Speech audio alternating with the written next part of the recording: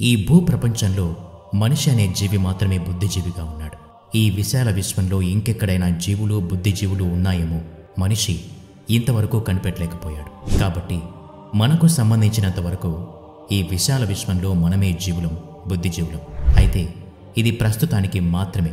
ఇదే నిజం కాకపోవచ్చు, కానీ మనకు తెలిసిన నిజం మాత్రమే ఇదే.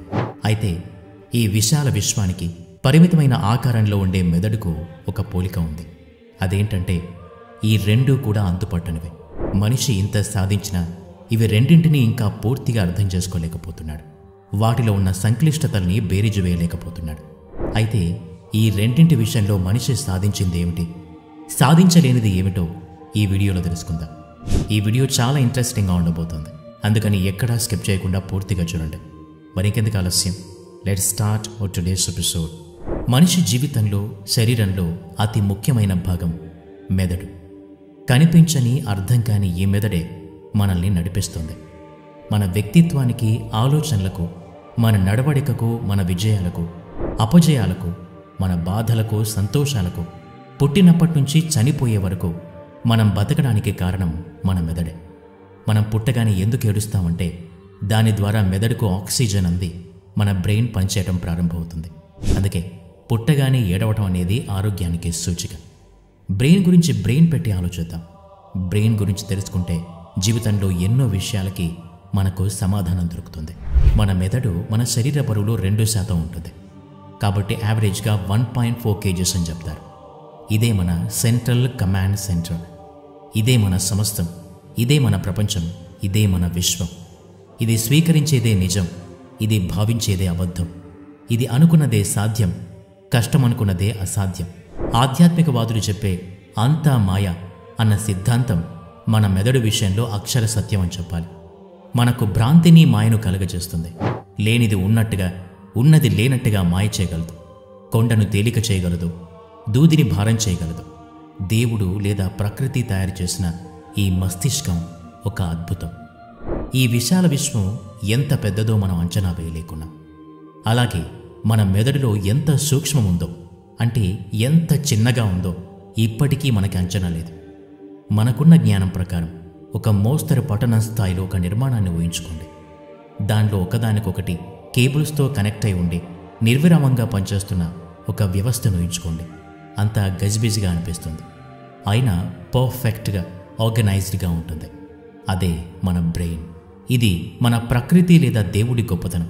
అందుకే ఇప్పటికీ సైంటిస్టులు, డాక్టర్లు మన శరీరంలో దేన్నైనా పూర్తిగా అర్థం చేసుకోగలిగారు, కానీ మెదడు ఇంకా అర్థం కాని అద్భుతమే. మెదడు గురించి మెదడే అర్థం చేసుకోలేకపోతుంది. చూసారా, ఇదే విచిత్రం. అవసరాన్ని బట్టి మెదడును రకరకాలుగా విభజిస్తారు. ఇప్పుడు మెదడుని, దాని పనితీరుని అర్థం చేసుకోవడానికి ఉపయోగపడే ఒక విభజన చూద్దాం. ప్రధానంగా బ్రెయిన్ని 3 భాగాలుగా విభజించవచ్చు. 1 సెరిబ్రమ్, 2 సెరెబెలం, 3 బ్రెయిన్ స్టెమ్. సెరిబ్రమ్ మన మెదడులో అతిపెద్ద భాగం ఇదే. మన 85% వరకు ఆలోచనలకు బాధ్యత వహించేది సెరిబ్రమ్. దీన్ని మళ్ళీ 2 భాగాలుగా విభజించవచ్చు, లెఫ్ట్ అండ్ రైట్. ఈ 2 భాగాలు కూడా 2 విభిన్న చర్యలకు బాధ్యత వహిస్తాయి. లెఫ్ట్ సైడ్ స్పీచ్ అంటే మన మాట, కాంప్రహెన్షన్ అంటే అర్థం చేసుకునే విధానం, అర్థమెటిక్ అంటే లెక్కలు మరియు రైటింగ్ని కంట్రోల్ చేస్తే, రైట్ సైడ్ క్రియేటివిటీ అంటే సృజనాత్మకత, ఇమాజినేషన్ అంటే ఊహలు, ఆర్ట్స్ అంటే సంగీతం మరియు పెయింటింగ్ లాంటి కళలు, ఇంకా మన ఎమోషన్స్ని కంట్రోల్ చేస్తుంది. సింపుల్గా చెప్పాలంటే రైట్ సైడ్ పార్ట్ డామినేట్ చేస్తే ఎమోషనల్ అవుతాం, లెఫ్ట్ సైడ్ పార్ట్ డామినేట్ చేస్తే లాభ నష్టాలు లెక్కలేస్తాం. ఒక సినిమాలో త్రివిక్రమ్ చెప్పినట్టు మనం బాగున్నప్పుడు లెక్కలేస్తాం, బాలేనప్పుడు విలువలు మాట్లాడతాం. ఇదే ప్రతి వారి విషయంలో జరుగుతుంది. అక్కడే ఎదుటివారికి మనకు భేదాభిప్రాయాలు, గొడవలు వస్తాయి. కాబట్టి దీన్ని అర్థం చేసుకుంటే జీవితంలో కొంత సుఖంగా, మనశ్శాంతిగా ఉండొచ్చు. అలా రైట్ సైడ్ యాక్టివ్గా ఉన్న పీపుల్ కళాకారులైతే, లెఫ్ట్ సైడ్ యాక్టివ్గా ఉన్నవాళ్ళు ఇంజనీర్స్ అవుతారు. ఇదొక రఫ్ ఎగ్జాంపుల్ మాత్రమే. మనం ఎమోషన్స్కి లెక్కలు వేయాలి, లెక్కలు వేసేటప్పుడు ఎమోషన్ ఉండాలి. అప్పుడే జీవిత నావ సరిగ్గా ఉంటుంది. మొత్తంగా చూసినప్పుడు సెరిబ్రమ్ అనేది మనిషి జీవితానికి చాలా ముఖ్యమైన మెదడు భాగం. సెరిబెలంని 3కి రెస్పాన్సిబుల్ అని చెప్పాలి. ఒకటి మన శరీరం యొక్క కదలికలు, 2 శరీరాన్ని బ్యాలెన్స్ చేయటం, 3 కోఆర్డినేషన్ అంటే శారీరక కదలికల్ని సమన్వయించాడు. ఇవి మన జీవితంలో వివిధ పనులు నిర్వహించడానికి కావలసిన ముఖ్యమైన చర్యలు. బ్రెయిన్ స్టెమ్ ఇది మన బ్రెయిన్కు మరియు మన స్పైనల్ కార్డుకు మధ్య కోఆర్డినేటర్గా ఉండి కొన్ని విషయాల్లో బ్రెయిన్ ఇన్వాల్వ్మెంట్ అవసరం లేకుండానే పనులు చేయిస్తుంది. రక్త ప్రసరణ, శ్వాసించటం, గుండె కొట్టుకోవటం ఇలాంటివన్నీ ఇదే చూసుకుంటుంది. నిజానికి ఇది కూడా చాలా ముఖ్యమైన భాగం. ఎందుకంటే మనిషి మల్టీ టాస్కింగ్ చేయడానికి ఉపయోగపడే భాగం ఇదే. ఉదాహరణకు మీరు కార్ నడుపుతూ కూడా పక్క వాళ్ళతో మాట్లాడగలగడానికి, మనకు తెలిసిన దారిలో మనం ఏమీ ఆలోచించకుండానే ఇంటికి రావడానికి, కొంతమంది చాలా సులువుగా ఎన్నో పనులు చేయడానికి ఉపయోగపడేది ఇదే. మీరు ఏ విషయాన్నైనా శ్రద్ధ పెట్టి నేర్చుకుని దీనికి అప్పగిస్తే దాన్ని సులువుగా చేసేస్తుంది.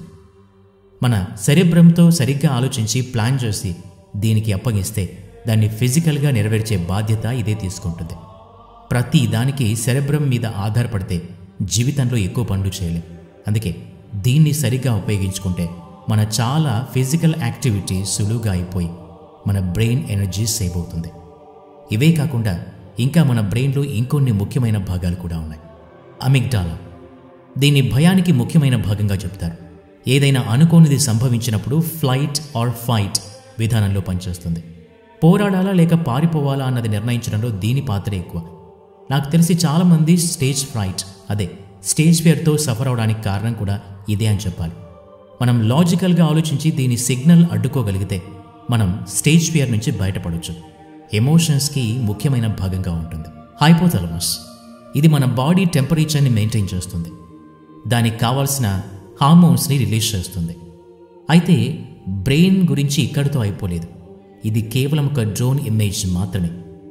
ఇక్కడే అసలు స్టోరీ స్టార్ట్ అవుతుంది. మన బ్రెయిన్లో ఉండే అతి ముఖ్యమైనది ఏంటంటే న్యూరాన్. న్యూరాన్లు 80 నుంచి 100 బిలియన్ల వరకు ఉంటాయి. ఒక్కసారి ఊహించండి, కేజీన్నర బరువు ఉండే మన మెదడులో 8,000 కోట్ల న్యూరాన్లు అంటే అవి ఎంత చిన్నగా ఉంటాయో చూడండి. ఇవే ఇన్ఫర్మేషన్ స్టోర్ చేసుకుంటాయి. మన మెదడు చురుగ్గా ఉండటానికి, అంటే మనం చురుగ్గా ఉండడానికి కారణం ఇవే మన బ్రెయిన్లో అతి ముఖ్యమైన పనిచేసే సైనికులు. సమాచారాన్ని రిసీవ్ చేసుకోవడంలో, ప్రాసెస్ చేసుకోవడంలో, నాలెడ్జ్గా మార్చటంలో మరియు మెమరీగా స్టోర్ చేసుకోవడంలో ఇవే మన సైనికులు. మన బ్రెయిన్లో ఉండే న్యూరాన్ ఇమేజ్ను విశ్వంలో ఉండే గ్యాలక్సీస్ను చూసినప్పుడు ఒకే విధమైన అనుభూతి కలుగుతుంది. ఒకటేమో మనం ఊహించలేనంత పెద్దది, ఇంకొకటి మనం చూడలేనంత చిన్నది.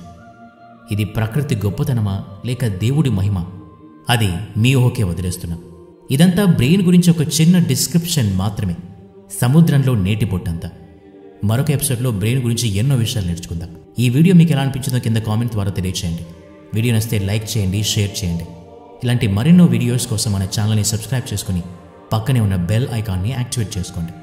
నెక్స్ట్ వీడియోలో మళ్ళీ కలుద్దాం. Thanks for watching.